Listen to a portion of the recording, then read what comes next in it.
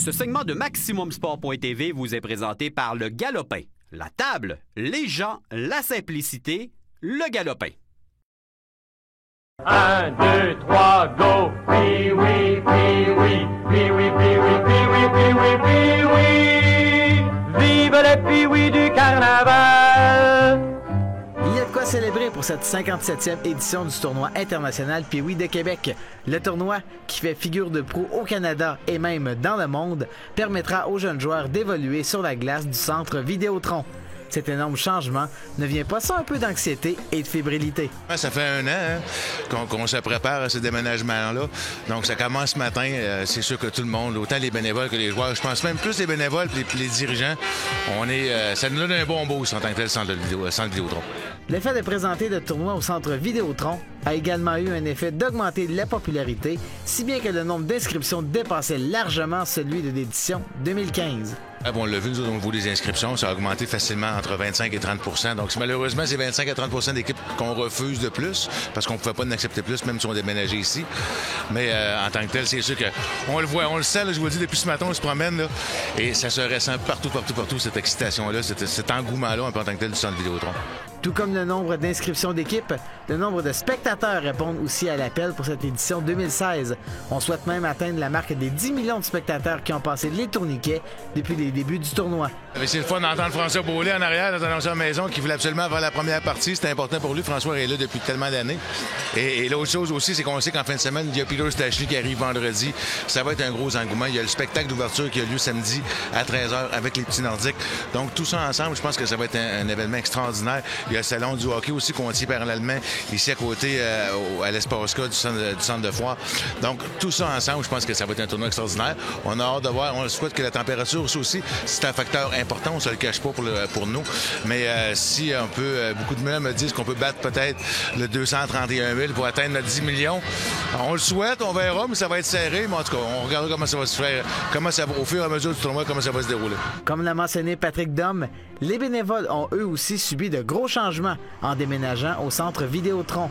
Ils doivent maintenant s'adapter à leur nouvel environnement. Au départ, pour nous, c'est complètement nouveau, comme tu viens de le dire.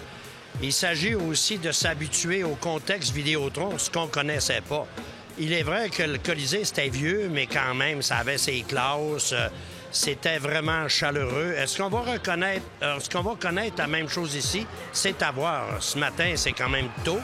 On remarque par contre un achalandage un peu plus prononcé en ce début de tournoi comparativement aux autres années. Bénévole depuis maintenant 3 ans, M. Raymond Gionnet croit que les jeunes hockeyeurs adopteront rapidement le centre Vidéotron.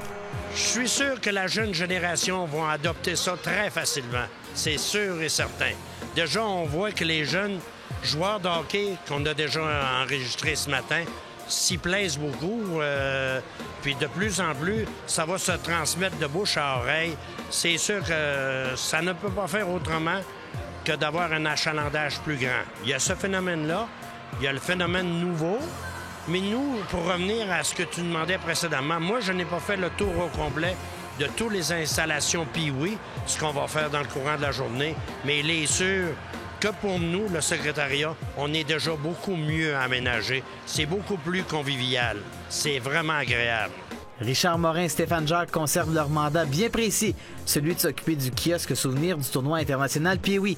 Le changement d'aréna plaît énormément au duo, qui compte une 20aine d'années derrière la cravate. Ça a fait du bien de faire la transition. Évidemment, c'est surtout pour d'être moderne un peu, de se rajeunir dans tout ça. Mais on n'oublie pas qu'on a gardé la même mentalité. Hein? On garde toujours nos produits qui sont toujours les mêmes, un petit peu de nouveauté à travers. Puis le monde aime ça, voir aussi les nouveaux kiosques qu'on présente aussi à eux autres.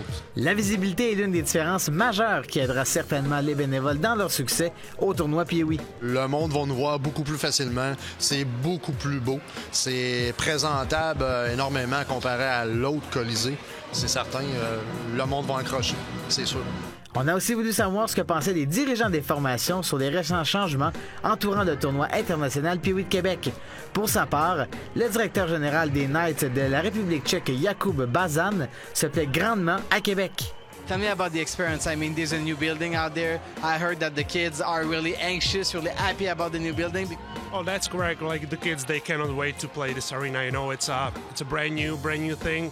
it's a big honor for them, and they were so happy they could actually come to Quebec and play in this arena. So actually, it's a big honor for us, for all of us.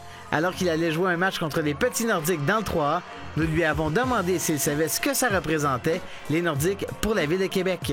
It's a big honor for us. You know, the Nordics, they used to play the NHL. Hopefully they will get the franchise this year again. So I hope we'll enjoy the game as well as the team against us. And as I said, big honor for us to be here.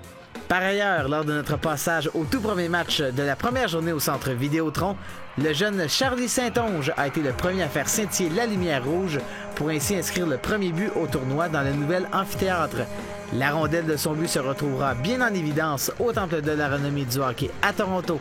Gageons qu'il ne sera pas le dernier joueur ayant passé au tournoi international Pee-Wee, dont les prouesses seront honorées au Temple de la renommée. Ce segment de MaximumSport.tv vous a été présenté par le Galopin. La table, les gens, la simplicité, bref, le Galopin.